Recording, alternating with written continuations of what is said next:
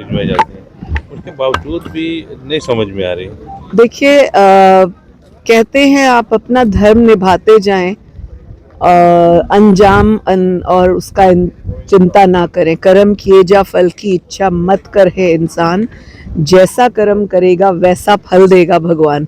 तो ये मुझ पे भी लागू होता है, मैं बोलने वालों में से हूँ, उन पे भी लागू होता है जो सुनने वाले होते हैं।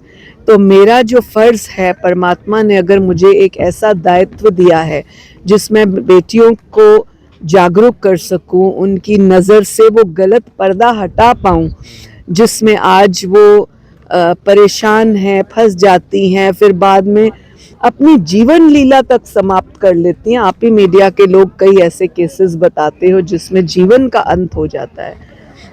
इससे पहले कि बेटियां गलत रास्ते पे जाएं, गलत रिश्तों में जाएं या किसी के बहकावों में आए, मुझे लगता है इन यूनिवर्सिटीज़ के माध्यम से, कॉलेजेस और स्कूल्स के माध्यम से उनको जो है एडुकेट करना, उनको काउंसल करना बहुत आवश्यक है, जो मैं अपना फ़र्ज निभाना चाहती हूँ, निभा रही हूँ। आपको लगता है कि कानून खत्म हो जाना चाहिए हरियाणा? देखिए, मैंने तो इस बात को कई मंचों से बोला है और बहुत सारे लोगों ने मुझे विरोध भी किया कि ये कानून से अपना आपको बड़ा समझती है, ऐसा वैसा। पर मुझे लगता है कि मैं अपना कर्म करती रहूं। भगवान कृष्ण भी कहते थे कि आप अपना कर्म करें, उसका फल हम अपने आप देखेंगे।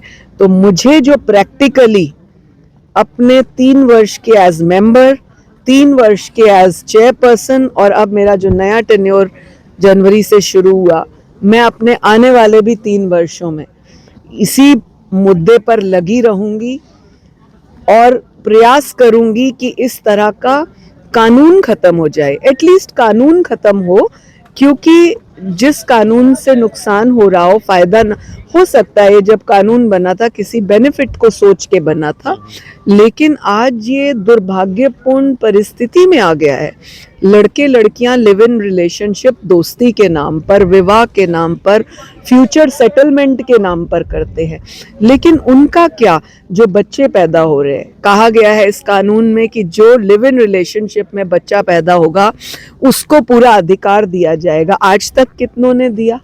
मुझे वो सारे आदमी लोग सामने आ जाएं, वो सारे मर्द लोग जो अपनी पत्नी को छोड़ के लिव इन में आए हैं। ऐसा एक भी नहीं केस आया, ऐसा एक भी केस हमारे पास नहीं आया।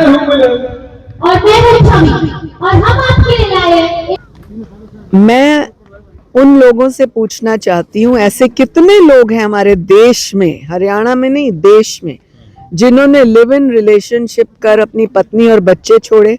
शायद लाखों में एक आध होगा, क्योंकि पत्नी और बच्चे कोई नहीं छोड़ता है। उनको पत्नी चाहिए काम वाली के रूप में, घर संभालने वाली के रूप में, उसे बच्चे पैदा करने वाली एक लेडी चाहिए, खानदान में नाम रखने वाला एक रिश्ता चाहिए।